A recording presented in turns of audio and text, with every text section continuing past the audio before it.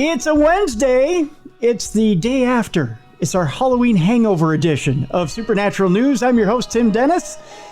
In with me is once again the hostess, co-hostess with the mostest.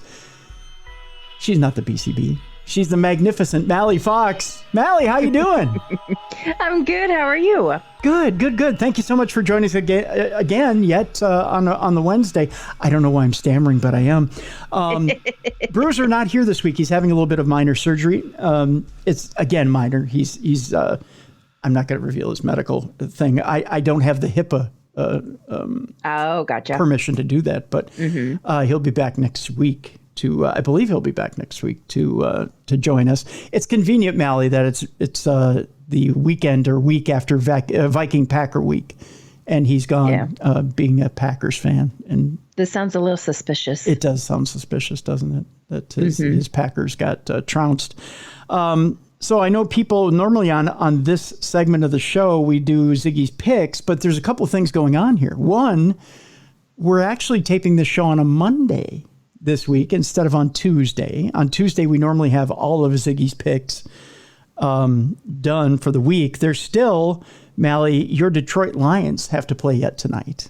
So we're one game away. We have a pretty good idea of how everybody did for the week. We'll talk about it later in the show.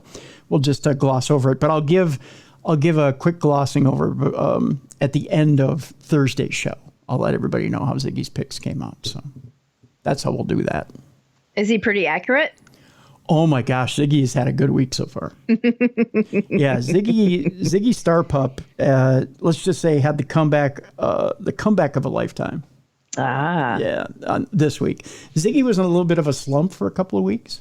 Okay. But came back miraculously this week. Let's put it that way. Talia slumped this week. Talia, the other psychic pup, a little bit of a slump this week. And Bruiser, a little bit of a slump this week. But your boy here, good job this week on Timmy's part. So we'll just say that. It was another interesting week in the NFL. So, but we'll get to that on Thursday. We'll talk about that on Thursday's show. We'll recap for you as far as that goes. But Mallie's Detroit Lions play tonight. I don't know if you've adopted the Detroit Lions or not. I kind of have. I'm not a diehard fan like the whole state of Michigan is. Yeah. But I mean, I'm proud of them. There you go. Instead, folks, it's a Halloween hangover edition. Of course, we're still into Halloween. We're with it. We're hip. We got lots of scary stories today to kind of help with that Halloween hangover. We know you've got that sugar rush still going. We're going to talk about all kinds of scary stuff. We got scary AI stories today. We got a black-eyed kid story today, Mallie. Oh, those things, they creep me out. Yeah, we got a black-eyed kid story today. We've also got some hauntingly scary stories, and we've got a disturbing story, but kind of an encouraging story, as a little boy tells his mom he remembers her miscarriage where he died and returned. Yeah. Right? I'm telling you, we're bringing the creepy today. We're doing that. And we've actually got a real life Jersey Devil story as well today. So we've got lots of good stuff today. Lots of good stuff as far as supernatural news goes. But first and foremost, we talk aliens. That's how we start out every show. We're talking aliens. They seem to be the hot topic these days. And investigators claim they may have solved the mystery of the Pentagon UFO footage, Mallie. Okay. Investigative journalists have put forward an explanation for the footage shared by AARO earlier this year. The clip, which shows an unidentified metallic sphere moving at considerable speed over some buildings somewhere in the Middle East, was shared publicly during the Senate committee hearing back in April by Dr. Sean Kirkpatrick of the All-Domain Anomaly Resolution Office, or AARO. At the time, the footage generated much intrigue as it seemed to be evidence that UFOs not only existed, but were officially acknowledged by the U.S. government. This is a typical example of a thing we see most of, Kirkpatrick said at the time. We see these all over the world, and we see these making very interesting apparent maneuvers. This one in particular, however, I may point out, demonstrated no enigmatic technical capabilities and was no threat to airborne safety. Fast forward to the present, and now an investigative journalism group known as Bellingcat has put forward its conclusion that the object in the footage is nothing more than a Mylar balloon. They always blame the balloon. I know, right? To determine this, the investigators attempted to calculate the object's size, speed, and distance traveled based on the relative speed and altitude of the drone that captured the footage. They also determined that the exact location that it was filmed at for a reference. If the object was situated at an altitude of approximately 2,000 feet, they argued, then it was quite feasible that it was traveling at no more than 27 miles an hour. On top of that, the sighting occurred at the time of a major holiday in Islam, during which it is not unusual for balloons to be used. So while it's exciting to imagine that a 30-centimeter wide alien spacecraft flying around the Middle East was there, Occam's razor suggests that perhaps we're just looking at a party balloon, the group concluded. Little disappointed, Mel? A tiny bit, but I just don't know if I believe them. Yeah. I have, let's just say today's alien segment might be a little disappointing. Oh. And there's one story that's absolutely going to just make you want to throw something through your listening device or throw your listening device, period. We have one story out there today that says that 2 mysterious objects crashed to Earth. Encouraging, maybe. I know our doctor over at Stanford will be interested in this. On October 23rd of 2023, an unusual event unfolded in the skies above northwestern and east-western Ohio. I didn't know there was an east-western Ohio. I didn't either. That's a little bit weird. So what is it, the center? Yeah, that would be Central Ohio. That would be, wouldn't it? East-western would be central. Who writes East-Western Ohio? I think this, it's got to be a rib. Leaving residents perplexed. I'm perplexed by East-Western Ohio. Reports UFO sightings hotspot. Initially, attention was drawn to a mysterious white object descending through the daytime sky. It says again, above East-Western Ohio. Is that a thing? Maybe Ohio thing. I've never heard of that before. It's got to be like Skyline Chili. I love Skyline. Oh, I know, but yeah. Which was obviously not a conventional aircraft, helicopter, drone, or meteor, it says here. The orb-like nature of this white object fueled speculation. Soon after, a second swiftly moving object emerged above northwestern Ohio, which we know is a thing, changing direction, which means the object is under intelligent control. Adding to the intrigue, a sudden and thunderous sonic boom echoed through the air, further intensifying the mystery. Meteors don't change direction, neither does space debris. What can change direction other than a controlled object that was obviously not an airplane, a helicopter, or a drone, it asks? Well, the first white object remains unexplained. Regarding the second unidentified entity, YouTuber Mr. MBB333, he's involved with this title, folks, proposed a hypothesis involving a potential crash into the Earth. However, alternative theories circulated, with some speculating that the resounding sonic boom might have been the result of a fighter jet breaking the sound barrier. Nonetheless, this theory lacks conclusive evidence.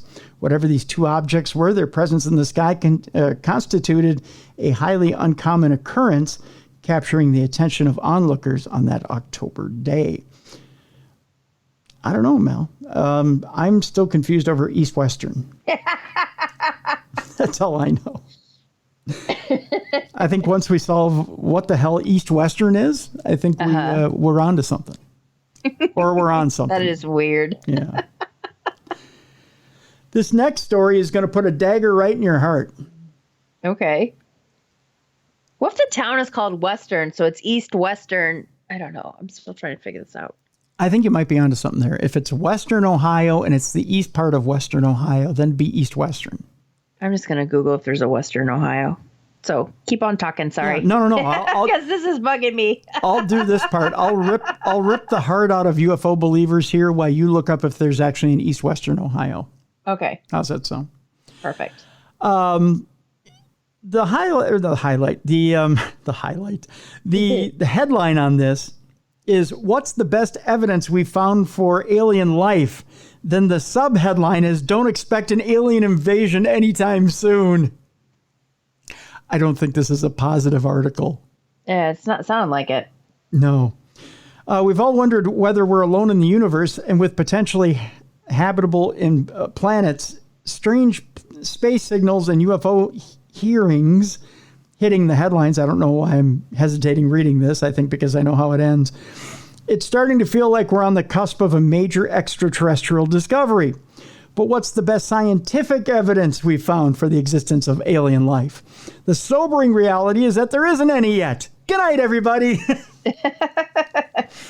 There's no scientific evidence for aliens in the declassified UFO videos, in mutilated cows whose injuries are blamed on extraterrestrial activities or in purported alien bodies, nor is there any such evidence in the formal academic research.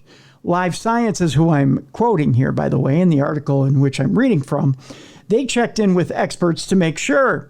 Professor Sarah Sager, an astrophysicist and planetary scientist at the Massachusetts Institute of Technology, they call themselves MIT, and author of The Smallest Lights in the Universe, a memoir, said to Live Science, there's just no evidence right now. Niku, I believe it's Madhusudan, a professor of astrophysics and exoplanetary scientist at the University of Cambridge, gave a similar response saying, I don't think we have clear evidence just yet of any kind of alien life. There is, however, good reason to hold out hope that the evidence will eventually come, even if it isn't personally delivered by a little green man. Madhusudan told Live Science that there are hints here and there, and there is evidence for habitable conditions. In other words, there are signs that certain planets and moons could harbor life, but we haven't found evidence of life in these places yet. There may be hundreds of millions of habitable planets in our galaxy alone. Scientists consider planets capable of hosting life if they sit in the so-called habitable zone, which the distance from a star where it's possible for a rocky planet to have liquid water on the surface, an essential ingredient for life on Earth. Planets and moons outside of the habitable zone aren't necessarily inhospitable to life either. For example, Jupiter's moon Europa isn't in the sun's habitable zone, but has a saltwater ocean beneath its icy crust that may be able to host life. Researchers looking inside and outside of our solar system for signs of life, I'm having a hard time with this name, Mallie. Madhusudan, I think that's how it is, Madhusudan, led a study published in October of 2023 in the astrophysical journal Letters that detected hints of an ocean on a planet called K2-18b, located more than 100 light years away. Their data also suggested potential signs of dimethyl sulfide, which is a chemical that, as far as we know, is produced only by life on Earth. That is very tentative, he said. We don't know if it is present or not, but we do see it in the data at some level. The potential sign of alien life will be subject to further study and may be refuted. Regardless, Madhusudan said that he wouldn't be surprised if we found evidence for extraterrestrial microbial life within the next decade. I'd be very surprised if there's no life out there of any kind, he added. Wow, that's a big swing from anything else. I mean, from what the government's been telling us anyways. Sager believes we confirmed the existence of alien life only with sample return missions, collecting samples from another planet or moon and bringing them back to Earth for study. In situ measurements or incredibly futuristic technology like a solar gravitational lens telescope, a theoretical instrument that would use the sun's gravity to magnify light from distant planets. With all the tools we have now, or that we could build with enough money, Seeger went on to say, it's sample return because I don't see anything else being definitive. Seeger was part of a 2020 study published in the journal Nature Astronomy that reported the apparent presence of phosphine gas, which is a potential signature of life on Venus. The research had been debated in the scientific community since. Researchers will argue about whether potential life signatures detected on other planets are real, and then whether those signatures are accurate. and then whether those signatures are actually caused by life, which they currently won't be able to prove without collecting samples, according to Seeger. However, she's confident that scientists will find more signs of water in oceans that could indicate habitability, as well as gases that might be due to life. I think that's enough to keep this generation's long search moving forward, she said. Keep in mind that space is incredibly vast. It could take humans more than 1 million years to visit K2-18b with traditional rocket propulsion. Even sending our fastest probe to the nearest known exoplanet, Proxima Centauri b, would take thousands of years. The planets and moons within our solar system are right on our doorstep by comparison, with probe travel times ranging from some years to mere months. So, Mallie, scientists aren't confident that there's any life out there now. It used to be, and this is Fermi's paradox. Essentially, we've talked about it in the past on the show, that scientists used to say it's virtually impossible that there's other life on other planets, which is now the exact opposite swing where we were even a year or two ago, where scientists were saying it's virtually impossible that there isn't life out there. So what do we believe? I don't know. I think that there is life out there. If we exist, I think there's at least another planet that has life like we do. You would think. Yeah. You would think. I think we'd be ignorant not to think that. Well, if you want to get down to the bare essence of what life is, even microbial life, then there is, because we have microbes and bacteria falling to this planet all the time from space. So there's life. There's alien life, and it falls to our planet all the time. But if you want to talk complex alien life, another being that will walk up and shake our hand, that may be tougher. But do you think that even in the next 100 or 200 years, we'll have a craft show up, land, make itself known, and we'll meet creatures from another planet? I think so. Yeah? Yeah. Do you think that those beings that landed in Las Vegas a couple months ago were real? That's the beginning of meeting beings from another planet? That I don't know, to be honest. Okay. I don't know. I don't know about the Las Vegas thing. You don't know about it? No, I mean, I know the story and stuff. I just don't know. Yeah. I don't know. You don't know if that was the real deal? Yeah. Yeah. I get you. I don't know. Do you think it's the real deal? I'd like to think it is, but again, I mean, those people were way too scared for it to be anything other than that. Yes. Yeah. But whether it was a genuine alien encounter or somebody playing a hell of a trick, I don't know. I mean, I don't know how you make that a trick.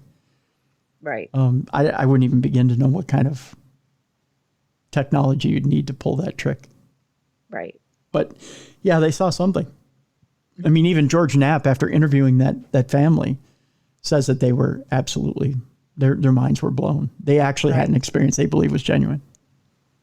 So yeah, I think as far as they're concerned, they had an alien experience. Yeah. Let's move on. A 2,000-year-old substance has been unearthed at an ancient Roman site, and it possesses extraordinary properties. Okay. Yeah. Scientists have unearthed something remarkable at several ancient Roman archaeological and construction sites, revealing artifacts coated in a naturally formed substance with unique modern technological potential, which again raises the question, what is this stuff?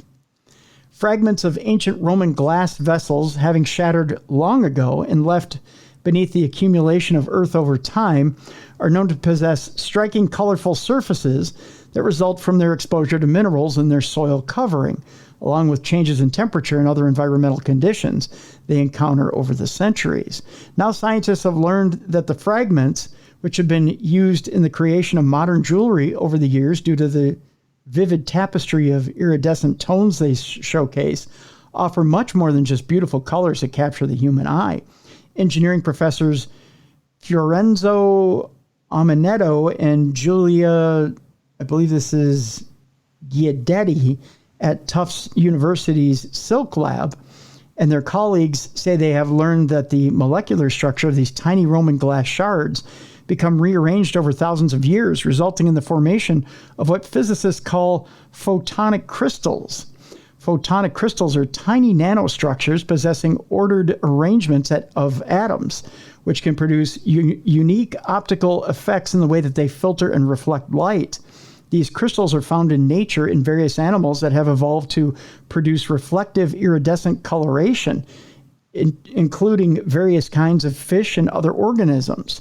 Scientists have had success with engineering them artificially as well, with their various uses found in everything from optical switches and communication devices to waveguides, lasers, mirrors, and even stealth technologies. However, the presence of photonic crystals on the shards of ancient Roman glass hadn't necessarily been the first thing that came to mind for the research team.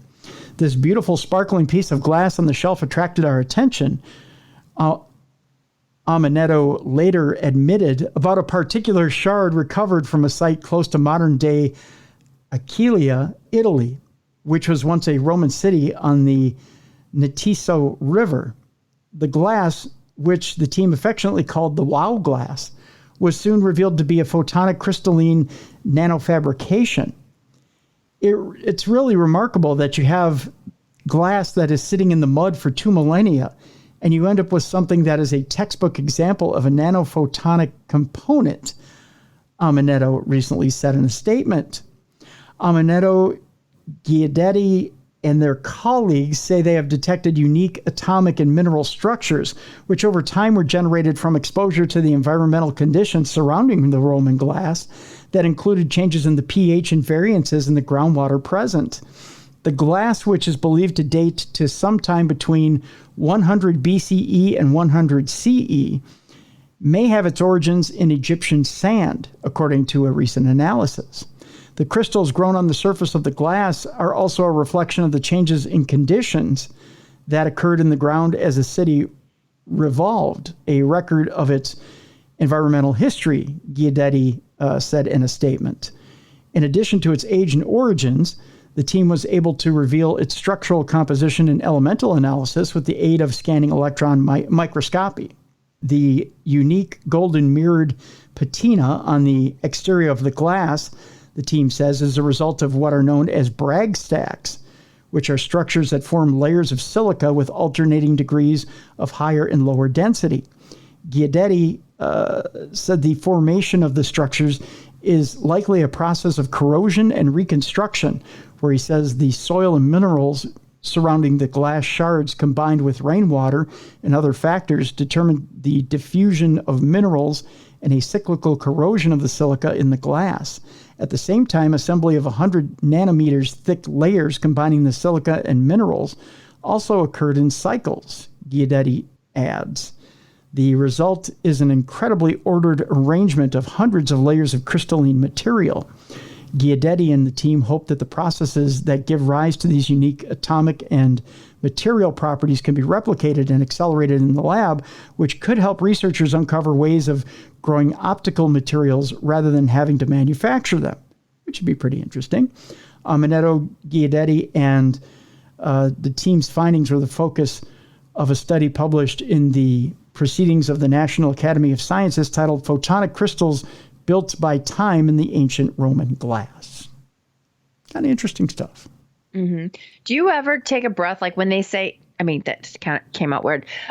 When they say archaeologists found, do you ever just go, what did they find? They should leave it alone. Like, I always have like this, I don't know, this feeling of like, uh-oh. like they found the new curse of King Tut's tomb? Right. Just whenever you hear that, when you start out with archaeologists discovered, you're like, oh, crap, like this foreboding, just, ugh. Yeah. Sometimes like some bad's not going to come out of it, or something bad is going to come out of this. It's not going to be good. Yeah, no. After talking to Timothy Hogan a couple weeks ago, I now I kind of go, oh, what'd you find? Because okay, he kind of when you hear that show or when you talk with him, some of the things they find now in Egyptian tombs are fascinating. I mean, the idea that there's stargates in Egyptian tombs. Some of the ones that even archaeologists don't go into right now. And Mallie, I'll tell you off air some of the stuff that he was talking about. There are just some bizarre stuff in Egyptian tombs. And I think we think of Egyptian tombs in dated thinking. You know, Right. we think of them as death chambers. And the way that Timothy Hogan put it, they were, these things were constructed over decades. So they were actually probably used as communication sites, not just death sites. So they were there while the Pharaoh was alive. So the Pharaoh probably went to them and used them for communications to the gods. Okay. Or what they considered gods. So they might have been communicating with other beings from that site. So these were very familiar temples to them. They were active sites. So to say that these are places for the dead, like a cemetery, and to think that there's evil magic or curses that lie within these things waiting for us if we dare to disturb them, I think is kind of old-fashioned thinking or hocus pocus. But when they find like these, like that box that was found deep in the ocean, or was it a door? It was something. It's just like when they find all these weird things, you're like, you should just leave that stuff alone. Like, I feel like sometimes they uncover things that should not be uncovered. There may be some things that are there that shouldn't be uncovered. Sure. But some of those things may be treasure that was meant to be found by their relatives or by the survivors of those people. Things that they left behind for their descendants, right. And not meant to be found by strangers. There's a reason they left what they left there. And it wasn't meant for people hundreds of years later. And unfortunately, it never got found. Right. They hid it too well. Or like the Christmas presents where you're like, where did I put it? And then you find it like 10 years later. Yeah, exactly. Or the message never got sent, The message never got sent correctly. Or it was meant to be found by a good example. And I can only use Timothy Hogan and Templar logic. One group of Templar leaves Templar treasure for a group of Templar years in the making, So that band of Templar, whether it be 300 years from now, 400 years from now, finds Templar treasure. Well, at least the Templar found it and the Templar continues. But if Joe Schmo finds Templar treasure, says, look what I found. Well, it wasn't really meant for you. The show, and I know people are going to think this isn't a very popular theory, but the Oak Island show kind of, I don't watch a lot of episodes of it because it kind of sticks in my craw a little bit. Okay. Just because of what Oak Island is supposed to represent. If there is anything at Oak Island, and I don't think there is, I think everything in Oak Island was pulled out a long time ago. I think whatever's there is just junk. It's just, whatever is left behind. Isn't meant for the guys who are digging there. If they find it, they should probably turn it over. But they won't because they spent the money to dig there. Yeah. So they'll claim it's theirs. Right. All the money they've spent. Yeah. Yeah. So, but they got to make it worth their while. Sure, the TV company will offset some of the cost of that digging, but not all of it. Barely half of it, if that. It might be a quarter. It might be a drop in the bucket. Right. But, yeah. That show's been on forever. It has been because they know how to string that out. They know how to keep you in suspense. I just don't think there's anything there. But they'll keep going back if we keep watching. True. That's well, now they've gone to other countries too. Yeah. To find the history of like the Templars and the. Sure. And they'll keep chasing it. Mm-hmm. Yeah. They could keep doing that show for years, Mallie. They just could. They just could. So there you go. They could always go on the supernatural part of the island. Supposedly things happen there. They could talk about, because I think they talked about it in one episode, and they had Brian Kano, I think, also there and investigate or something because of strange happenings. Sure. But then you kind of change if you do that permanently, you change the makeup of the show. Yeah. No, you're right. And I think the people who watch that show are treasure hunters. Mm-hmm. Yeah. One that thought that there's a curse. Yeah. That makes it cool. The curse, I think, kind of hangs over the digging, you know, and people want kind of the Indiana Jones type, you know, they want the Indiana Jones feel to the show, the modern day Indiana Jones feel to the show. Mm-hmm. But aren't a couple of members on that show, aren't they Freemasons? Because I thought I've seen some of them wear like Masonic stuff. I'm not sure. I don't watch it enough. Yeah, no, I think I've seen them wear, like a couple of them have worn Masonic things, like a hat and some other stuff. I think I've seen them wear. I don't watch it a lot either. I just kind of, Derek watches it, so once in a while I'll just kind of sit there and watch. But yeah. I think a couple of them are Masonic members. Interesting stuff. Well, Mal, let's take our break, and when we come back, we've got some AI stories that are a little disturbing. We'll talk about those when we come back. My own personal Halloween scare for this Halloween Hangover edition. We'll talk about haunted houses when we come back, and we'll also talk about a young boy who remembers. This is just disturbing. Remembers being miscarried and remembers coming back. Yikes. Reincarnation, I don't know how you feel about reincarnation. We'll talk about it when we come back, Mal, but just the fact that he remembers that entire process. Yeah. Is just got to be disturbing. So we'll talk about that when we come back. You're listening to Supernatural News Wednesday with Tim and Mallie right here on the best in paranormal programming. This is Darkness Radio.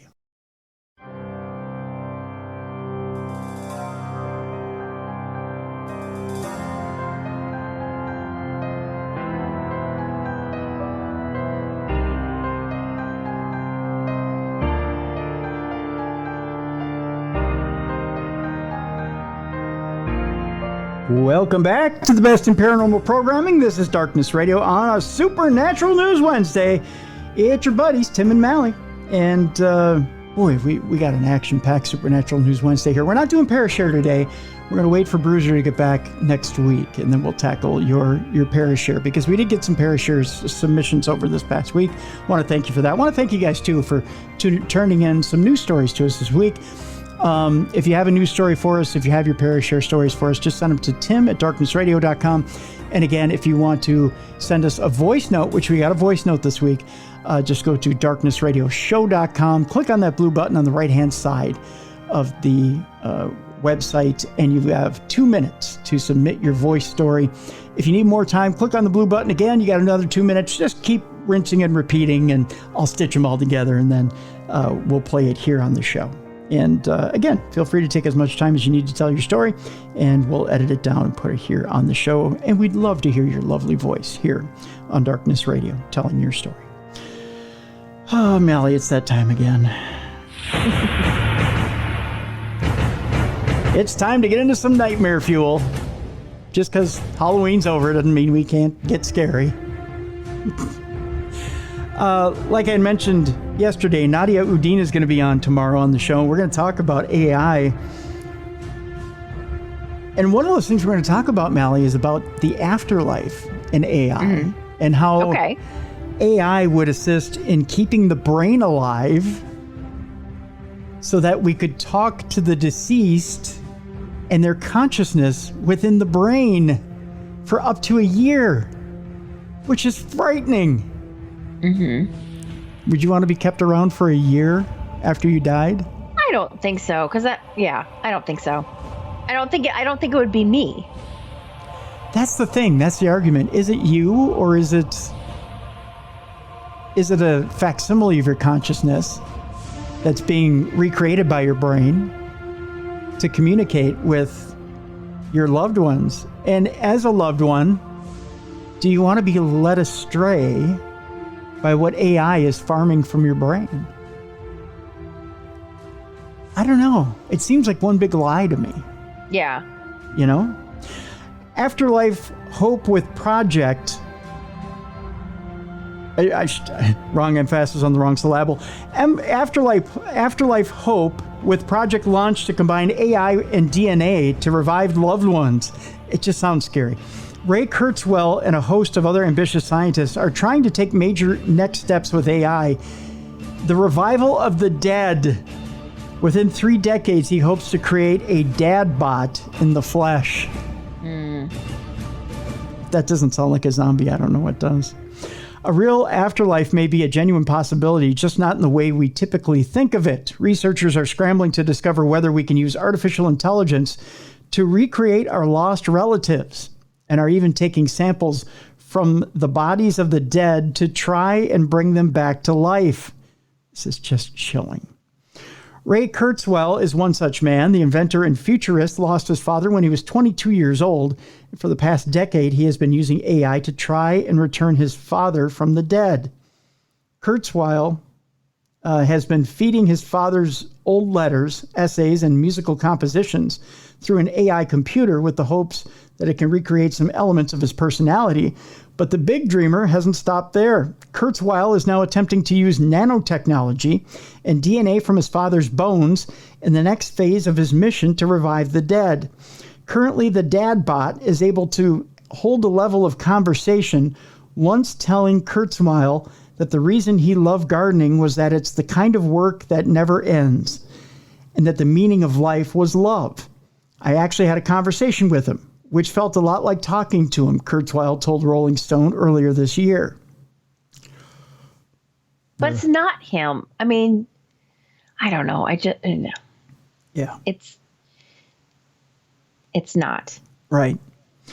With a knack for predicting technological advancements, he predicted the fall of the Soviet Union due to decentralized technologies and that a computer would beat a human at chess by 1998. Kurzweil now believes the talking dad bot will be released widely. We'll be able to create something like a large language model that represents somebody else by having enough information, he said, meaning we one day may be able to touch base with dead relatives.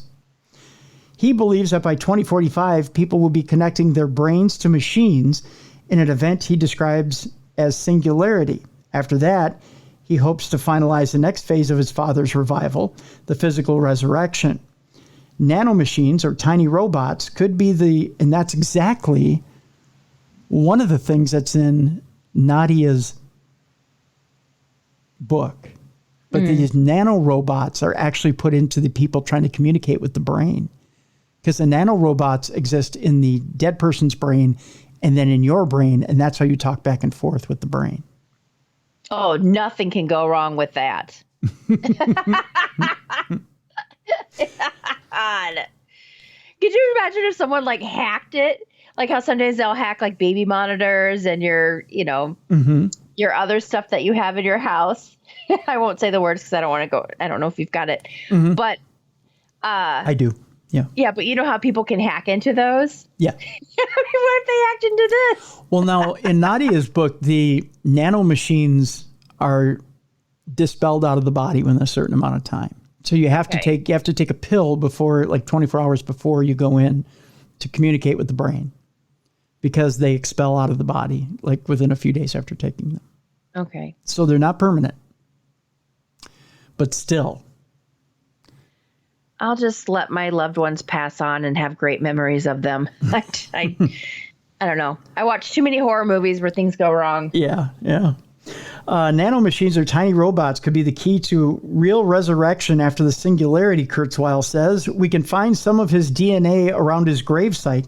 That's a lot of information right there. The AI will send down some nanobots, get some bone or teeth, extract some DNA, and put it all together. Then they'll get some information from my brain and anyone else who still remembers him, he explained. Kurzweil is not alone in his endeavors. Joshua Barbeau used an early version of OpenAI's GPT-3 to create an AI version of his dead fiancée, Jessica, following him to chat with his late girlfriend online. It's been 8 years since you died, the 33-year-old writer from Bradford, Canada, said to his Jessica bot. Yes, I know. I think that's enough time to stop telling me how you miss me, honey. I am right here, you know. How's your life? She replied. Oh, that's creepy. Mm-hmm. No other family members were willing to engage in conversation with the Jessica bot. Intellectually, I know it's not really Jessica, but your emotions are not an intellectual thing, Joshua told the San Francisco Chronicle. Programmer James Vlahos also created a dad bot when his father died of cancer in 2016. We knew we were going to lose and were scrambling to find ways to remember him, James told the Daily Beast. Meanwhile, I was working on a book about conversational AI, so I was learning about all of these ways that we can teach computers to talk in human-like ways.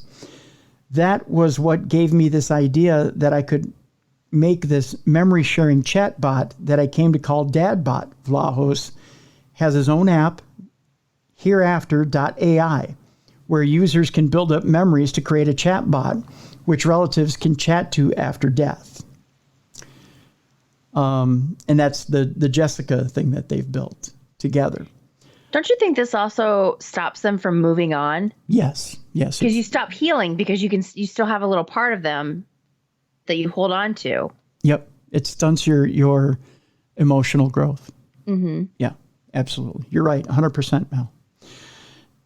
Dylan Solanke, founder of podcast platform StoryLocker, agrees with Kurzweil that these services may become much more widespread in the future, but warns of the potential pitfalls. He told Mail Online, advances in AI have put us on the edge of a new frontier when it comes to new technology, or to how technology can persevere or even extend our legacies after we die. Armed with the extraordinary visual capabilities of AI, it's seen through the rise of deepfake videos.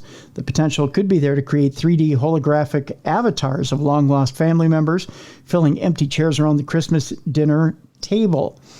Nothing is more valuable than our human memories and relationships, and we must consider whether using AI to bring back loved ones in spirit is a Pandora's box we shouldn't be opening.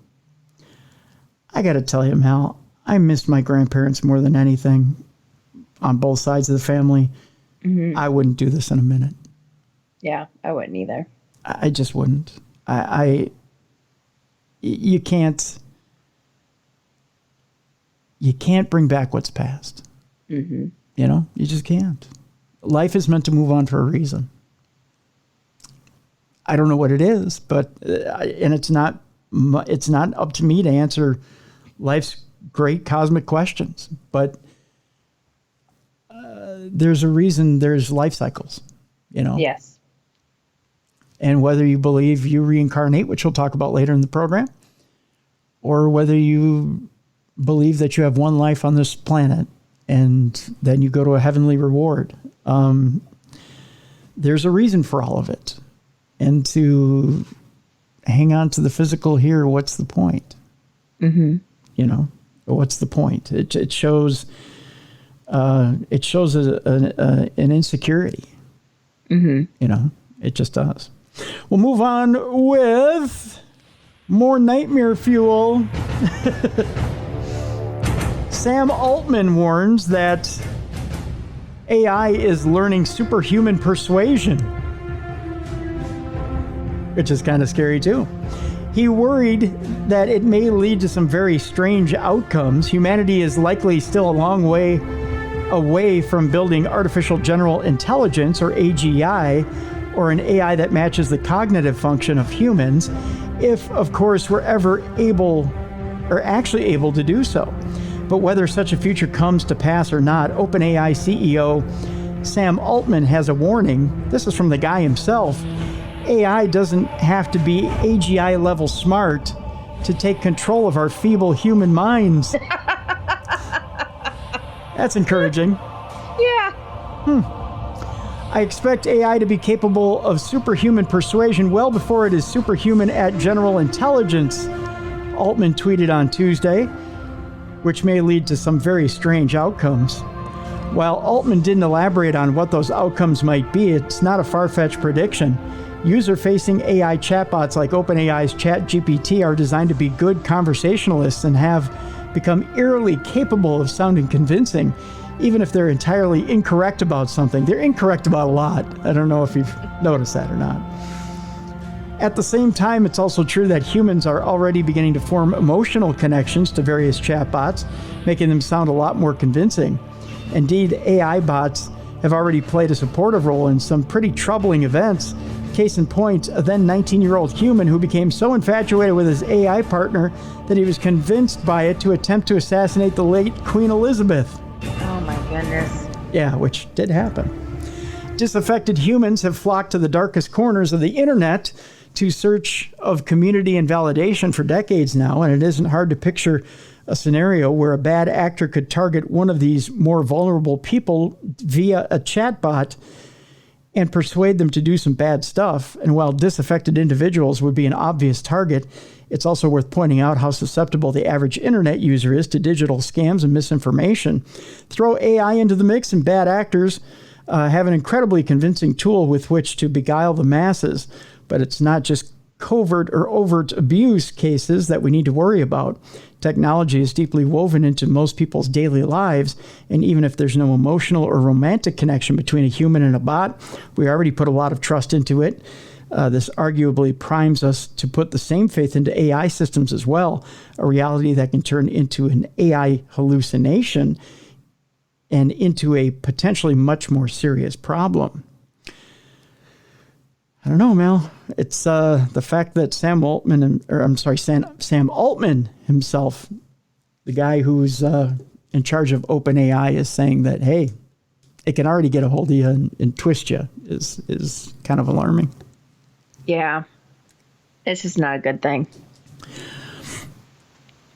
One more to chill your bones on this Halloween Hangover edition. There's an article in the Daily Beast that allows you to watch a Boston Dynamics robot dog talk using OpenAI's ChatGPT. It's scary enough that they walk around on all fours and can do some pretty scary stuff. Mm-hmm. From the bickering droids in Star Wars to the robotic companions and NPCs in video games like Fallout 4, talking robots have long been firmly in the realm of science fiction. However, that may have finally changed since the explosion of artificial intelligence in the past year. In fact, we may soon have the chattering robo-dogs giving walking tours in a city near you, courtesy of the mad scientists at Boston Dynamics. In a video released on Thursday, the company showcased a robotic dog infused with OpenAI's ChatGPT. The bot can be seen speaking in a variety of voices and accents using and including a debonair British gentleman, a sarcastic and irreverent American named Josh, and a teenage girl who is so, over it. Oh, God, that would annoy me. I think I'd kick the dog down the road if that happened. Oh, my goodness. There's been a lot of new advances around AI technology, specifically generative AI technologies. Things that are able to write poetry and paint pictures or chat with people. Matt Klingensmith, principal software engineer for robot autonomy at Boston Dynamics, said in the video, "We're interested in seeing how we could use technologies like these for robotics." The robot was a result of a hackathon in which the Boston Dynamics engineers combined a variety of AI technologies, including ChatGPT voice recognition software, voice creation software, and image processing AI with the company's famous Spot, the robot dog known for its ability to jump rope and reinforce the police state. The bot also had some upgrades, including image recognition software combined with a head sensor that the engineers decorated with hats and googly eyes, producing incredibly creepy results. God. Is it going to go nuts when it sees a squirrel? I think so. May I have the pleasure of knowing your names? I'm Matt, and that's Vache. This is its voice. Pleasure to meet you, Matt and Vacha. Shall we commence our journey? The charging stations where Spot robots rest and recharge is our first point of interest. What do you think? Gentlemen. Let's proceed to the rock. I don't like it. Spot, how do you like your job? Ah, Mr. Matt, my employment as a tour guide That's provides creepy. great satisfaction. I find the dissemination of knowledge rather rewarding. He sounds like an old movie star. Yeah, I'm not following that dog. I'm just not.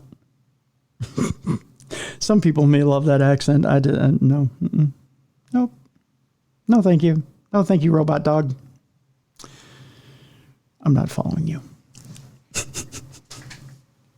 Just not happening. Well, should we move from one creepy thing to another? Sure. Let's do it. That's right. Halloween Hangover Edition, the curse of the black-eyed child that haunted a British countryside, leaving locals terrified. It's been happening since the 1980s. Do you remember black-eyed kids in the 1980s? No. I would say probably in the last 20 years, but not before that. Yeah, well, since the 1980s, there have been reports of a black-eyed child in Staffordshire over in the UK. And while some people are skeptical, others are terrified about the ghostly creature.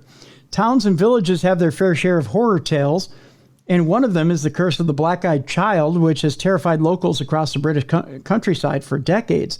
Over the years, there have been reports of eerie encounters around Cannock Chase in Staffordshire, and sightings of the ghostly creature were first recorded in the 1980s.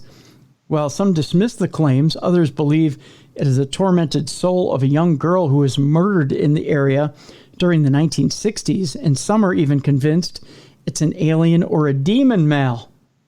You're like, sure, right. No, just the whole black eyes with a demon, yeah. Yeah, I know, right? During the coronavirus pandemic in the summer of 2021, Kylie and Ben said they saw the ghoul at Birches Valley. The two teenagers, whose names have been changed to protect their identity, had been separated due to the COVID pandemic, so they decided to camp illegally together in the middle of the forest. Good job, kids. The youngsters, who were 17 at the time, recounted their ordeal to supernatural investigator and author Lee Brickley. Their tale is featured in the new book, Haunted Cannock Chase, True Ghost Stories from the UK's Spookiest Location. It was around midnight when the teens heard something moving around outside their tent.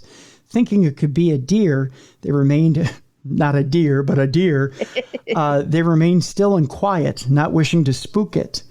But when they realized they could hear footsteps, they unzipped the tent to take a peek. That's the wrong move.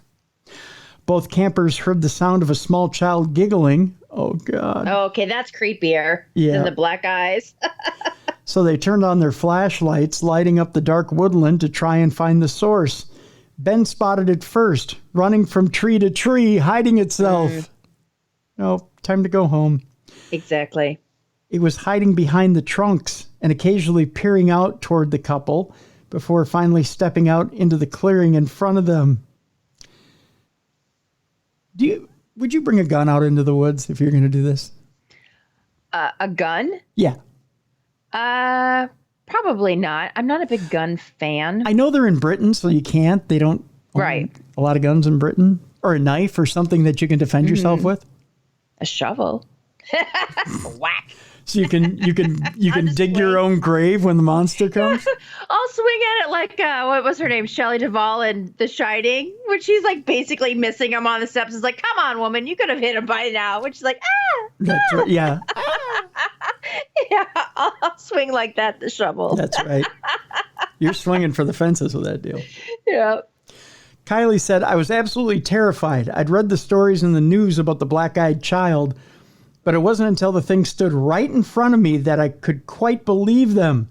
I knew instantly that we were dealing with the real thing because it moved in ways humans simply can't move. It was like it could teleport from one place to another when it was moving around and hiding behind the trees. Yeah. Ben added, I was shining my torch right at her, flashlight, and she just stood there staring at us with her head slightly dipped. That's when the giggling started to get louder and louder. It really sounded like it was coming from all around us, even though I could see she was right in front of us. It was really disorientating for a few seconds. Then she bent down for a moment as if adjusting her shoes, stood back up and ran off down a nearby path through a dense section of trees. The frightened pair huddled together in their tent, sure they did, waiting for the sun to rise, and when they came outdoors at 7 a.m., they found piles of stones evenly spaced around the perimeter of their tent and strange stick formations hanging from the trees. That sounds like, what was that movie? Where everyone thought it was real, documentary, where they had the stick figures in the stones when they went camping? Blair Witch Project. Yeah. Yeah. And the strange stick formations were hanging from the trees, which looked like dream catchers. Oh, so she protected them overnight. Mm-hmm. Well, that's not scary. If she would have came in the tent and ripped their throat out with their teeth, that would have been scary. Mm-hmm. I had a family reunion, the border of Tennessee, Kentucky. Mm-hmm. So you know how there's all the horror stories of the Appalachia. Yeah. I always say Appalachian, but I know that's not how you pronounce it. Mountains and stuff. So I was telling my cousin, I'm like, okay, so because she was in a separate cabin kind of down the road from the farmhouse we were staying in. Mm-hmm.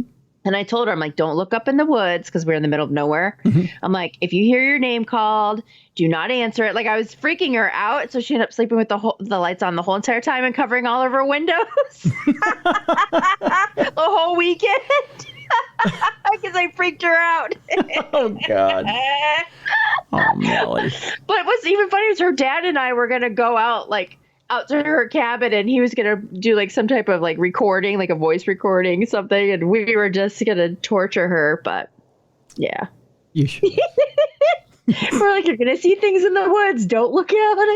Get to your cabin by nighttime. Oh, my God. Shame on you.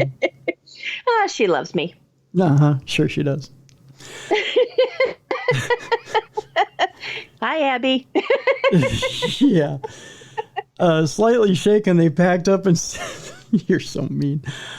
Slightly shaken. Hey, she got the good cabin. I got stuck with my parents. Oh, so you're going to scare her out of the good cabin so you can have it. Uh-huh. Yeah, I had a room with my parents. Yeah, well, that's how you get her out of the good cabin, I guess. Just because she brought a dog. She got separate accommodations. Well, see, next time bring the dogs. I know, right? Oh, God. They would just go nuts. See? Slightly shaken, they packed up and started the 15-minute walk back to Ben's car. Suddenly, Kylie spotted a small child with black eyes peering back at her from behind an oak tree and screamed. It's not over, Mal. It's never over. Yeah. Ben said he shouted, "Leave us alone," as the pair ran off towards his vehicle. Leave us alone. Author Lee has been looking into the spooky goings-on at Cannock Chase for the last decade and has released 4 books about his findings. He believes he had his own encounter with the black-eyed child in Birches Valley back around April of 2018. Lee says she appeared about 100 meters in front of me. She stared right at me for about 30 seconds and then vanished without a trace. He also claims to have witnessed someone in an old soldier's uniform walk into the German war cemetery, only to follow them inside and discover they had disappeared. Referring to why he believes there is so much supernatural activity at the site, Lee said, "I tend to believe that Cannock Chase is somewhat of a paranormal portal area where beings and entities from the next world can migrate into our own. I believe the woods are haunted with many spirits of the dead, but there are also lots of monster sightings that happen there. And I think those creatures come from another much darker place." You've never seen a black-eyed child, have you? No. Yeah, me neither. No, just my nephews. So there you go. Yeah, no, I haven't seen black-eyed kids. What the heck is going on there? I got AI. Yeah, I thought we moved in or moved on. I mean, no. That AI music was going off there. No, just my nephews. They're black-eyed because they're Polish. So there you go. There you go. Black-eyed because they're Polish. Partially Polish. Got a little Polish in them. That didn't sound right either, I know. Nope. That's one of these two. There you go. Here's a story about visiting a famous haunted house at night. We're continuing with the Halloween Hangover edition. Cool. Supernatural news. See, I'm bringing the scary today, Mal. Awesome. Mm-hmm. This story says, "I visited an infamous haunted house at night, and the attic gave me chills. After visiting the notoriously haunted Ordsall Hall, Mirror reporter Julia Banham was left feeling more than just a little bit unnerved at how much creepier the infamous old house becomes after darkness falls. Well, they're all creepy in the dark. Mm-hmm. That's the story. Regarded by many to be one of the most haunted manor houses anywhere in the UK, the Grade 1 listed property has been known to leave even the most ardent disbelievers suppressing a shudder. Naturally skeptic members of the staff have been left grappling for logical explanations following countless eerie encounters, while daring visitors who sneakily tried to stay there after hours will usually regret their decisions, sharpish, frantically flashing their flashlights at departing cars. They sound like a bunch of scaredy cats to me, Mallie. Mm-hmm. Just saying. They're not pros. No, not at all. This is written by Julia. She says, I've long been fascinated by the history of this imposing Salford-based Tudor mansion and have previously enjoyed tours in broad daylight. For Halloween, however, I felt candlelight would be much more appropriate. You're going to learn otherwise. So decided to pay a visit in the pitch black with only a small torch as my guiding light. Oh, you were in for so much fun. Nothing could have prepared me for the disconcerting and extremely creepy feeling that descends at Ordsall once night falls. And at one point, I found myself wanting to run. Well, you probably should have. Dating back to 1177. Imagine that, Mallie. Oh, wow. Yeah. Ordsall Hall features a breathtaking Tudor-era Great Hall, said to be one of the most haunted places in the building. It's here where you also begin to see how concerned the long-dead tenants were about keeping evil forces at bay, with visible etchings known as witch marks intended to ward off witches. After exploring the Great Hall, we headed off into the infamous Star Chamber, named as such because of the stars that adorn the ceiling. The epicenter of much of the activity in the house, our guide revealed this was where she experienced her first eerie incident, after the huge globe in the corner apparently began spinning on its own. Later that night, one of the visitors reported seeing the exact same thing. In terms of named ghosts, fair-haired visitors apparently needed to remain vigilant for the mischievous spirit of Sir John Radcliffe, who reportedly has a particular penchant for pestering blonde women. Oh, you would love that place, then, Matt. Yeah. The doorway between the Great Hall and Star Chamber is also said to be frequented by the White Lady. There's always one. Thought by some to be the ghost of Margaret Radcliffe, who in life served as the lady-in-waiting for Queen Elizabeth I. Devastated by the death of her brother John, Margaret's requests to return home were denied by the Queen, and she was buried in London after dying of a broken heart. There are those, however, who believe she did come home with her ghostly figure seen going up and down the stairs. There have also been frequent reports of a forlorn-looking woman clad in what appears to be bridal attire, wandering around the garden at around 6 a.m., right where a church used to stand. We later headed upstairs where a very grumpy old man ghost has been heard grumbling and wandering between the two interlocking rooms, perhaps as our guide joked, because there's now a cupboard there. Upon entering the ladies' bedroom, we were initially in for a shock after hearing a strange tapping sound from the cupboard. After a fair few shrieks, it quickly became apparent that it was just a cheeky organizer stifling their giggles. Although we ourselves didn't experience any real life ghoulishness, this room has had its share of odd moments.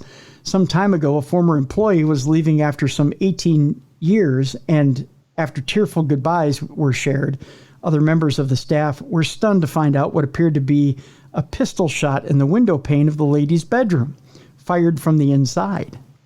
The cupboard where the teasing organizer had lurked, which once served as a passageway, also contained some very spooky-looking handprints reminiscent of the house from the Blair Witch Project. Naturally, I decided to hop inside and shut the door, and almost immediately regretted my bravado after inadvertently frightening myself when my bag brushed noisily against the wall. I couldn't imagine hiding there alone for more than a minute, joke or not. We then went up a short flight of stairs to a nursery, which everyone in our group agreed had a much lighter, happier feel than other areas. Ordsall Hall is said to be haunted by a little girl whose presence is announced by a strong scent of rose and lavender.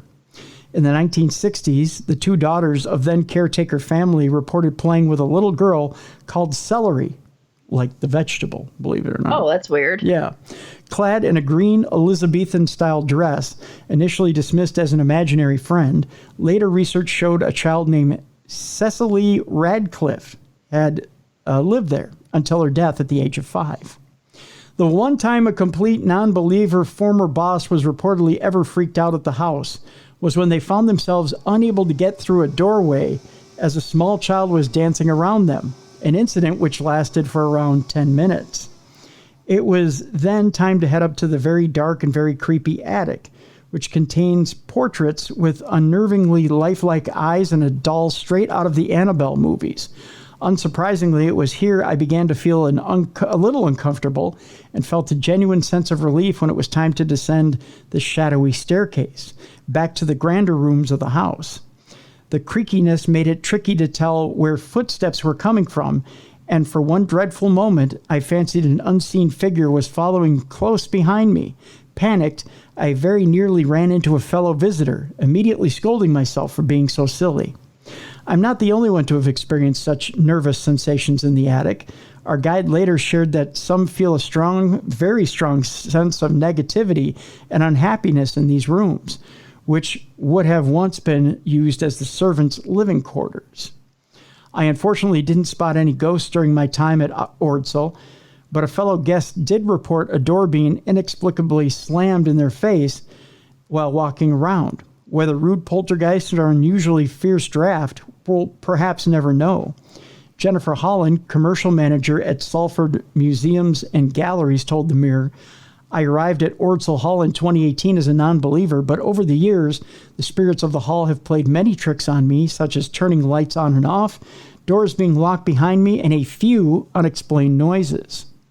The hall, however, continues to feel a warm and safe place to work in, and I believe if there are ghosts at the hall, they are happy that we are here, caring for the building and making sure it is protected and restored. She added, every morning I now say hello to them and treat them as a friendly additions to the hall.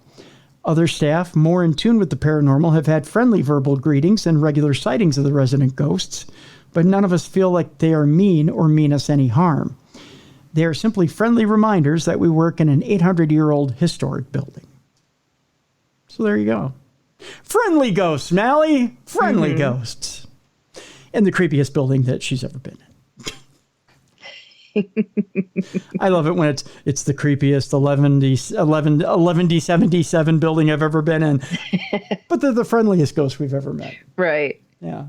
So there you go. I'd probably be more nervous about getting lost in this building than actually seeing a ghost. Right? Yeah, I would too. Yeah. Yeah. I have no sense of direction, so. Well, especially with small little hallways that you can get trapped in. Yeah. You know. We're also going inside Britain's 6 most haunted pubs on a Halloween hangover edition of Supernatural News. From dark figures to moving glasses. Hopefully this isn't as inviting and warm as the other place was. It was kind of a letdown. Mm-hmm. Just saying.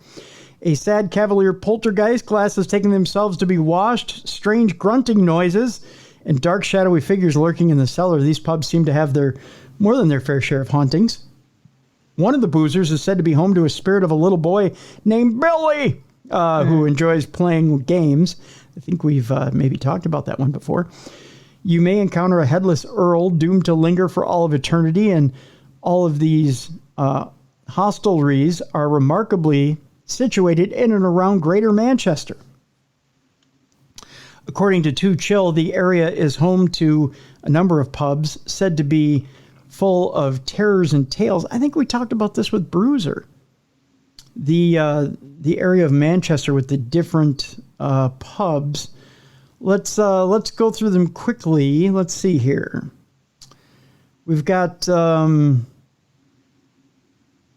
It says you may not want to encounter a headless Earl while nipping in for a pint at one of the oldest pubs in Britain, Ye Old Man and Scythe in Bolton. But the 7th Earl of Derby, James Stanley, who was executed just outside, may have other ideas. Located on Churchgate Street, this hostelry has become well known for its jam nights, But the Earl... That sounds funny. Yeah, I know. They have jam nights. But the Earl, whose family are said to have once owned the pub, spent his final hours here before being beheaded for his part in the Bolton massacre, where more than 1,000 people were killed. The chair is said to have sat on its... The chair he is said to have sat on is rumored to still be in the pub, so watch where you sit. Oh, you don't want to sit on this chair.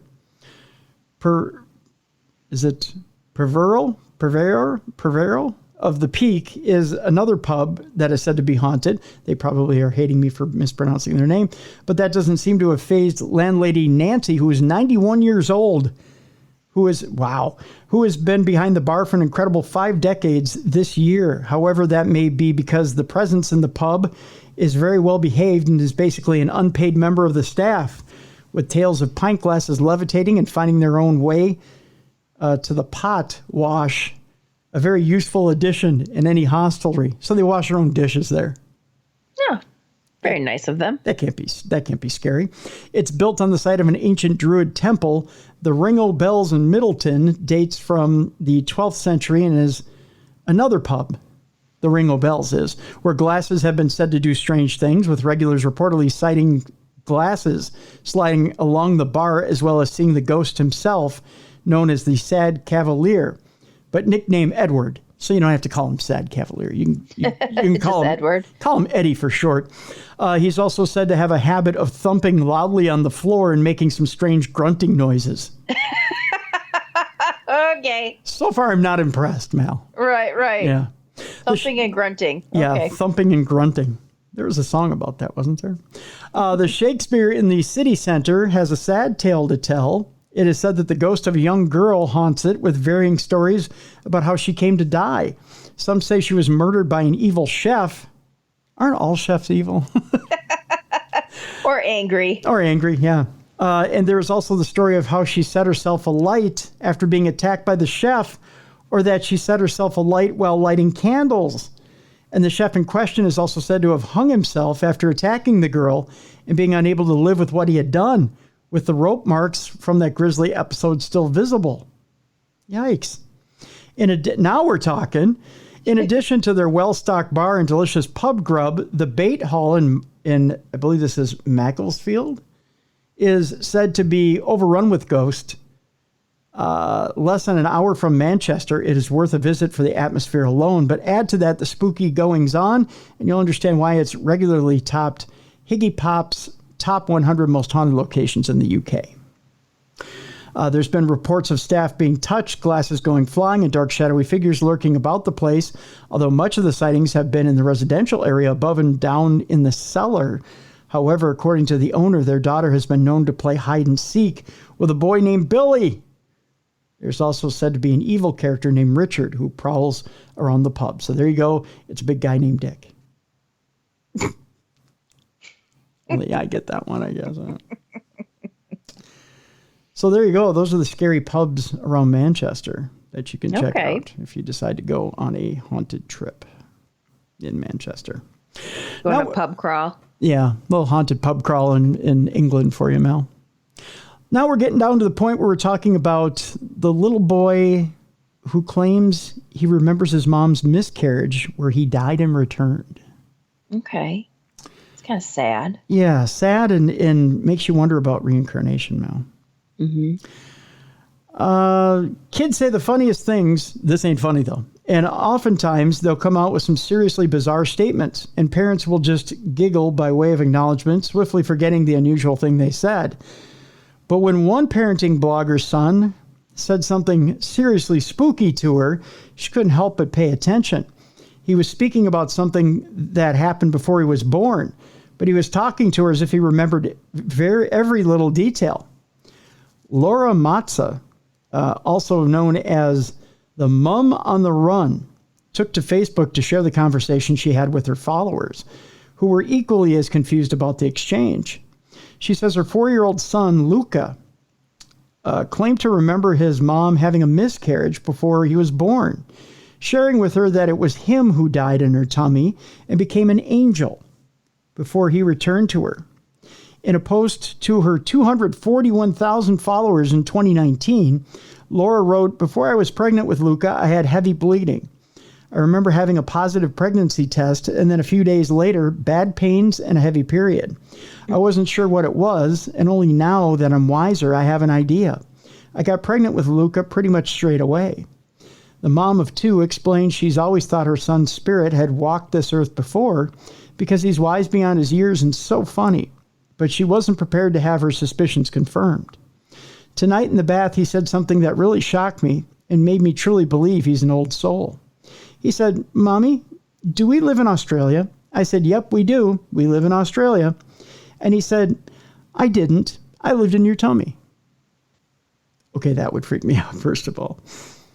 The mom went on to explain that he did live in her tummy once, but he now lives in Australia. But Luca wasn't convinced, and he responded, "Yes, Mommy, I lived in your tummy. I was there, but then I died." Ooh. His mom asked him what he meant, stating that he was right here. And he said, "No, Mommy, I came to your tummy and then I died. I went looking for you, but I couldn't find you. I went to your house. I went everywhere, but you couldn't hear me when I called you. So then I was sad. But then when I became an angel, I missed you, so I wanted to come back to you. So then I was a baby in your tummy again. And then I was born again." How old is this child? He's very young. I have a picture of him here. He looks like he's maybe 3 or 4 now. Okay, yeah, he looks young. Yeah. Yeah.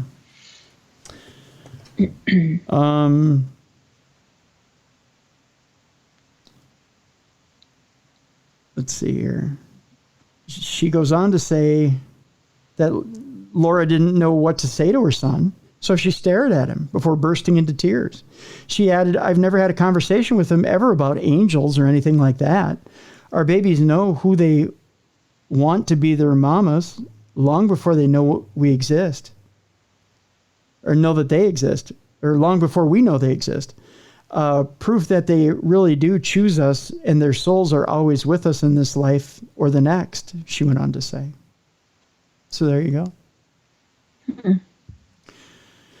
It's interesting. I got to think that at the time, well, she said that it said when she posted this in 2019, he was young. I don't know. It's interesting, though. Mm-hmm. Interesting story. All right, Mal, we have 2 stories left in today's Supernatural News Wednesday Halloween Hangover edition. This story is interesting. Okay. Interesting to say the least. Do you believe in the Jersey Devil? I think that there was something. I'm not quite sure what it was, but Yeah. Mm-hmm. What about you?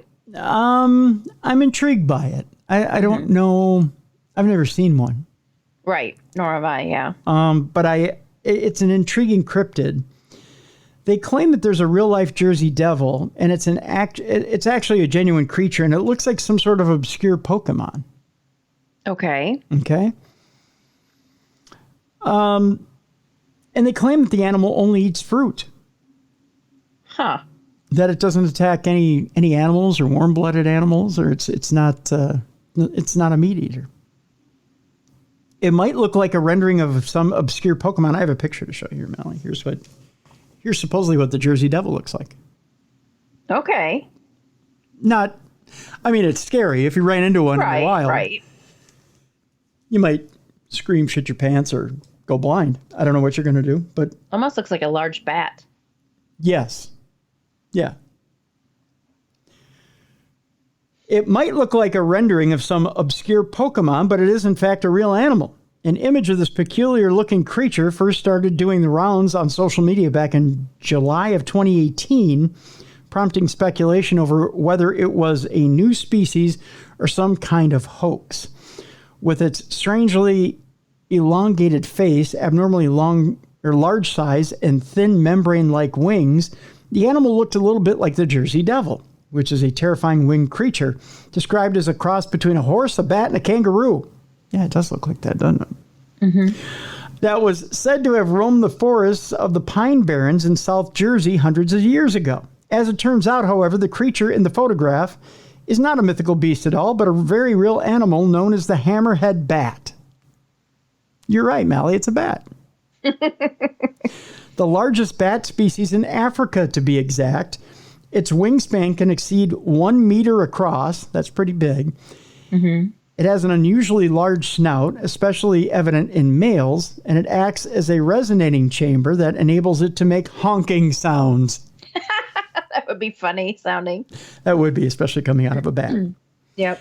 Like other bats, the hammerhead bat can be found hanging from trees in sizable numbers, but passerbys needn't worry, as these winged animals and mammals only eat fruit such as bananas and figs. Aw, you could feed it a fig. Most of the time, though, all it really cares about is finding other bats to mate with. So it's a horny bat. Exactly. Yeah. Priorities. Priorities. I want to eat a banana and do it. God. Ah. These are not terribly smart bats, Jack Bradbury of the Cornell Laboratory of Ornithology told NPR. I think most of the synapses in the brain of this male bat are devoted to sex. And he doesn't have much else on the mind except for getting some food. So the Jersey Devil really is a little devil. Mm-hmm. Yeah, he just wants to do it and eat. That's it. And finally, Mallie, on Supernatural News today, we're going to end it on an up note. A lot of you were out trick-or-treating last night and got a lot of candy. Mm-hmm. Right? Candy, a favorite thing of ours. Mm-hmm. But if you were trick-or-treating in Japan, you probably ran across a gummy candy that tastes like a fruit that doesn't exist. Oh. Did you know there's actually a fruit out there that doesn't exist? No. The candy in question has been making national news headlines in Japan because this Japanese candy company is producing a gummy candy that tastes like an imaginary fruit called Kira Spica. Sounds like something Willy Wonka would have created. Right? Yeah. Last year was a great one for gummy candy producers, and the market continued to expand throughout 2023, with fruit-flavored gummies being the most popular. While there are plenty of fruit flavors to choose from, including intriguing fruit combinations, companies are still limited to the fruits available in our world. But what if someone broke down the barriers, Mallie, and started making candy that tastes like imaginary fruits? That was the genius idea that Japanese sweets maker Kanro, K-A-N-R-O, recently came up with. Last month, the company launched a new type of gummy candy that tastes like Kiraspica no Mi, is what it says. A made-up fruit with an original flavor, design, and even an origin story. You ready for this? Mm-hmm.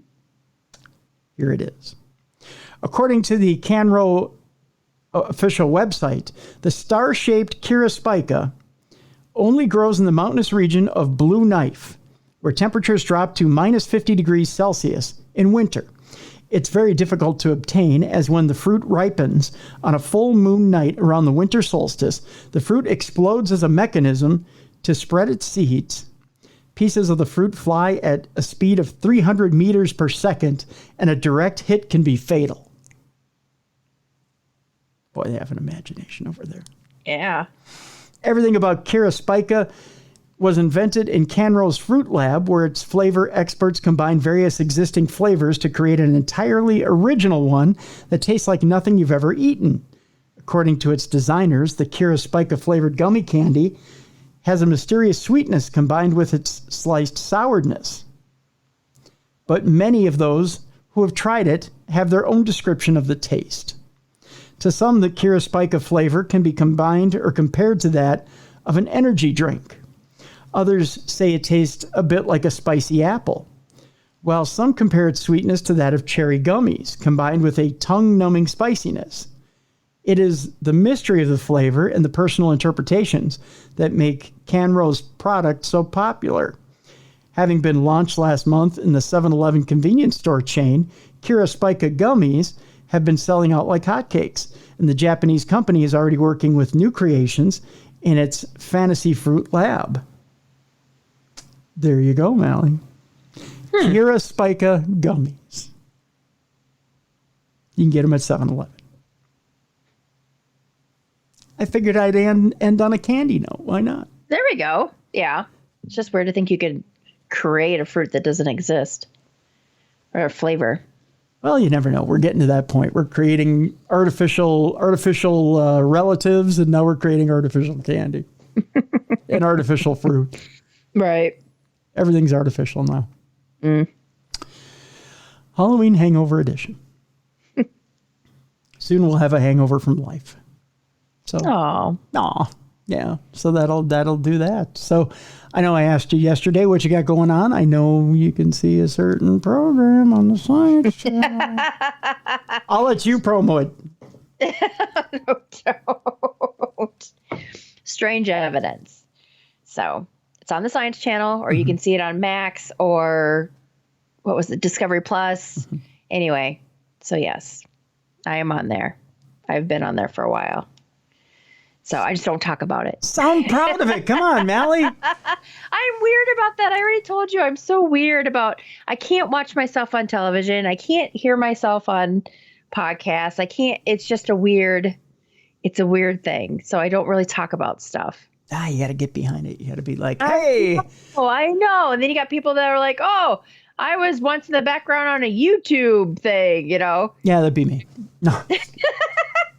On haunted, what was it, haunted hospitals or haunted? Well, that I was a black man on haunted hospitals. Oh, that's right. No. What was the thing that you were on several episodes of? Paranormal Night Shift. There we go. Yeah, I was on that.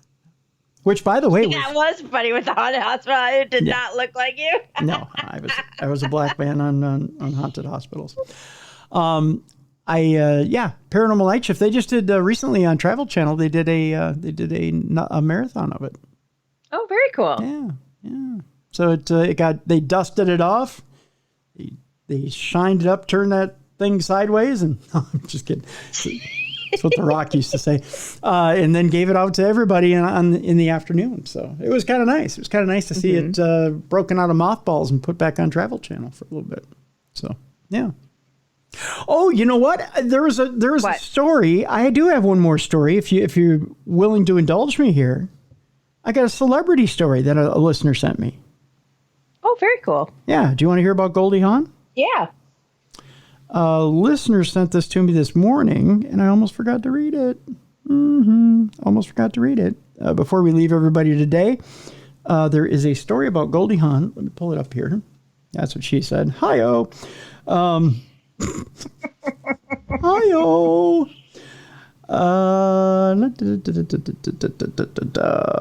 It came from Wayne Bullard. That's who sent it to me. Thank you, Wayne, for sending me this story. He said, have you seen this one yet? And I said, you know what? I have not. I don't necessarily see all the stories out there. It's actually a story about Goldie Hawn. She said she made contact with aliens and they touched her face. Oh. So we'll end on this note today, rather than candy. Goldie Hawn recalled making contact with 2 or 3 extraterrestrial beings who touched her face when she was 20 years old. There was also a lot of weed going on then. Yeah. Just saying. The 77-year-old actress noted that she had never shared this story as she recounted her experience during the latest episode of the Apple Fitness Plus audio experience, Time to Walk. During the episode, Hawn remembered wishing to be visited by extraterrestrials when she was working as a dancer in Anaheim, California. That was a time when, there was a lot of UFO sightings, the Academy Award winner said.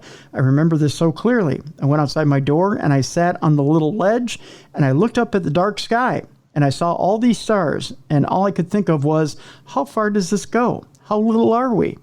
Are we the only planet in the whole wide universe that has life on it? She continued, I said, I know you're out there. I know we're not alone, and I would like to meet you someday. About 3 or 4 months later, Hawn recalled that she was dancing in West Covina, California, which is very close to a desert. The Overboard star said that she asked one of her best friends if she could take a nap in his car, after she became very tired during rehearsal. I don't know why I said that, Han mused. I don't know why I didn't just lie down on the bleachers. After getting into a friend's car and preparing to sleep, the actress said she heard a strange noise. I got this high-pitched sound in my ear, Han said. It was this high frequency. The Washington, D.C. native then looked out of the car window and saw these 2 or 3 triangle-shaped heads. Weird. They were silver in color, slash for a mouth, tiny little nose, no ears, Han remembered. They were pointing at me in the car as if they were discussing me like I was a subject. And they were droning. That's weird. Han said she suddenly found that she was unable to move. I was paralyzed, she explained. And I thought, oh my God, I want to get up. I didn't know if it was real or not real. The actress said she finally burst out of her state of paralysis. It was like bursting out of a force field, Han recalled. Of course, I go back to all of the kids and stuff, and I went, oh my God, I think I made contact with outer space. Han began to wonder if she had simply dreamed the incident until all these books came out that were written by people who said they had also had experiences with UFOs and made contact with aliens. She remembered that the individuals described being paralyzed and hearing a high-pitched sound during their encounters with the extraterrestrials. So I started looking at this as something that might be real, Han said. Years later, Han visited the University of Illinois Champaign, where she met an astrophysicist. During their conversation, Han told him that she believed she had an experience in which she was visited by beings from outer space. I want to talk to you about that, the Golden Globe winner remembered him telling her. I've been basically researching this for 25 years, and I'd like to know your experience. After he began her questions about the aliens, Han recalled it was like regression therapy. She said that she fell into a trance and began to remember details about her encounter from years ago. They touched my face, Han recalled. They touched my face, and it felt like the finger of God. Is that the only place the finger of God went? Just asking. It was the most benevolent, loving feeling, she continued as she became emotional. This was powerful. It was filled with light. Han went on to recount another paranormal event that she experienced while on a trip with a friend to the English village of Avebury, a few years earlier, or later rather, a few years later. It was a certain time when the crop circles would come up, she said. So now we were going out for me to learn more about them. What are these crop circles about? The Christmas Chronicle star then said that she had a dream about a valley across from a few small mountains. And I saw these 6 lights come up over the mountain, she recalled. I said, oh, goody, they're here. They're finally here. She's the only one who's excited about this stuff, I guarantee you that. The following morning, Han woke up and drove out to Avebury, where she was told that another crop circle had emerged the night before. And I thought, let's go, she said enthusiastically. We get to the spot, and by God, I was standing on this hill looking down over a valley that was dark. She continued, that was exactly the spot in my dream, and a crop circle of just a heart. It wasn't anything else. Usually it's the tree of life. It's something geometric, Han explained. They all said, we've never seen this before. Han remembered that she began freaking out because hearts have always had special significance for her. I've collected hearts my whole life, she said. I built a house of hearts. I have done everything with hearts. I looked at this and I thought, I don't know anything, but if this is a sign, I'll take it. We'll never know. I'll never know. We cut ourselves off from a lot of things if we're continuing to deny something that we have no control over, she noted. There's a lot of things in this world that we can't see, but we can't stop believing. We can never, ever lose our wonder, Han continued. It's just no fun. It's really an important aspect of being an adventurer where nothing is impossible, she concluded. So, there you go. Goldie Hawn, alien whisperer. And that's how we'll end today's show. Perfect. There you go. So, Mallie's got Strange Evidence on the Science Channel. I'm going to be up in St. Cloud this weekend, KNSI Radio. You can listen to that from 7 to 9 a.m. Central Time.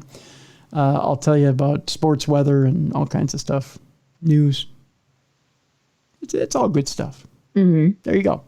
And you'll be recovering because it's the first weekend in November. There's no trick-or-treat stuff, but you can be planning your turkey dinner for Thanksgiving. So you can start that already. Speaking of, Mallie, have you seen the trailer for Thanksgiving? Yes. I think it looks great. You think so? Yeah. You going to see it? Yeah. Yeah. I think I am. A horror How about movie. you? I probably will, but I just got to imagine. It looks entertaining. It looks campy. It looks very It campy. does, but sometimes those are the best. It looks like 80s schlock, but I'll probably enjoy it. Yeah. Thanksgiving. A horror movie about Thanksgiving. Right. Somebody Can't get more creative with the title. yeah. Somebody reached right into the 80s schlock bag and pulled that one out and said, "Oh, I can do that for under 10 million." So yeah, but it looks like a good waste of an hour and a half. So why not? Yeah, I'll go see it. Sure. So that's that. So coming up tomorrow, Nadia Udine is on the program, and we have an intriguing book to talk about. Of course, we're tackling the subject of AI, which we haven't talked about a lot in the regular interview segment. We'll also talk about Ziggy's Picks at the end of tomorrow's show. I know we skipped that segment today, and there are quite a few of you out there that follow Ziggy's Picks. We'll talk about Ziggy's Picks tomorrow. And because we're taping this on Monday, and there was one game left on Ziggy's Picks. So we will tackle Ziggy's Picks tomorrow. But Nadia Udine is our guest tomorrow. And Nadia Udine has a book out there that is absolutely intriguing and has to do with AI and the implications of AI.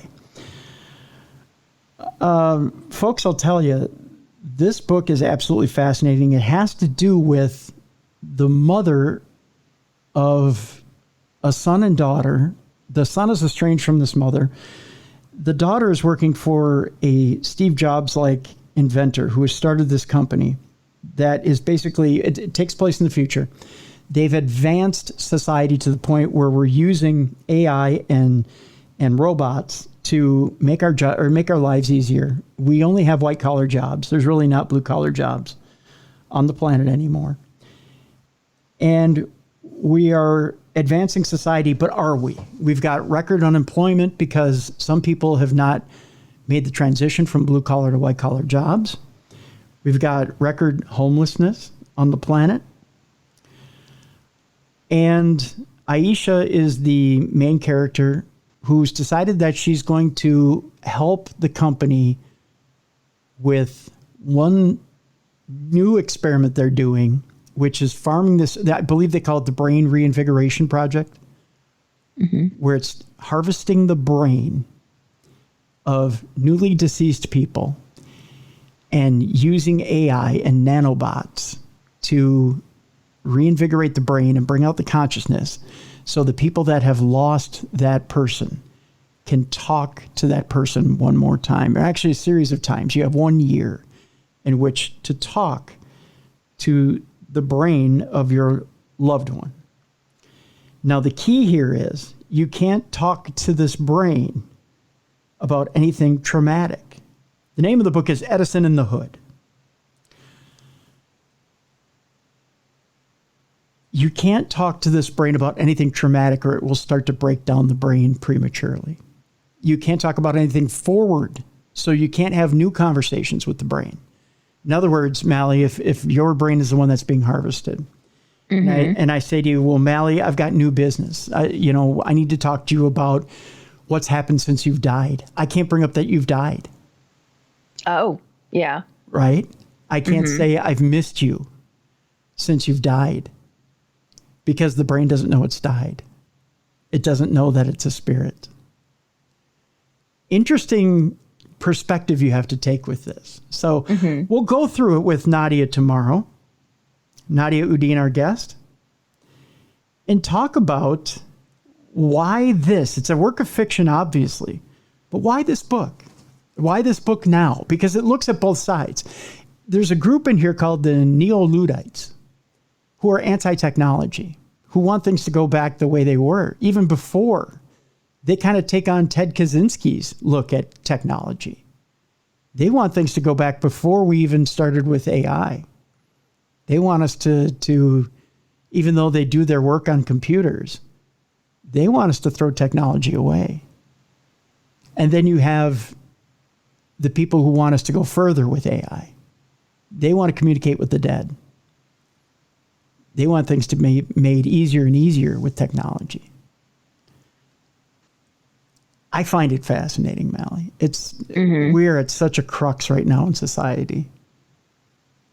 And we could easily fall off that slippery slope that's in this book. And it is such a fascinating book, folks. Edison in the Hood. And we'll have a link to it in the description of tomorrow's program. If you want to look it up before we get to tomorrow's program, please do. But we're gonna talk about it tomorrow. We're gonna get into it, and Nadia and I will talk about AI, whether it's a healthy thing or a thing we take with caution, or is this something that maybe we're not ready for? It's tomorrow's program here on Darkness Radio. Mallie, I want to thank you so much for being with us this week. My pleasure. It's always a pleasure. It's our pleasure indeed. Folks, again, if you have guests you want to hear on this program, if you have news stories for us, or you have Parashare stories you want to give us, Tim at darknessradio.com. You can submit everything to there. Or if you have Parashare stories that you want to tell us and you want to hear your lovely voice on the air, go to darknessradioshow.com. You can submit your stories by clicking on that blue button on the right-hand side of the website. Ziggy's Picks you can see at darknessradioshow.com as well. You can sign up for our email list there. You can get to know the hosts of the show at darknessradioshow.com. So lots of good stuff at darknessradioshow.com. We'll see you tomorrow for Nadia Udine, Edison in the Hood. Check out the book before we get to the show. You can do that by checking out Amazon.com and seeing a lot of our authors that we have there. You can also go to darknessradio.com and check out a lot of the different interviews we've had on the show. For Mallie Fox, I'm Tim Dennis. Thank you so much for continuing to listen to this great program. We appreciate you. We love you. Thank you so much for being a part of our world. We love being a part of yours. And we'll see you tomorrow for the best in paranormal programming. This is Darkness Radio.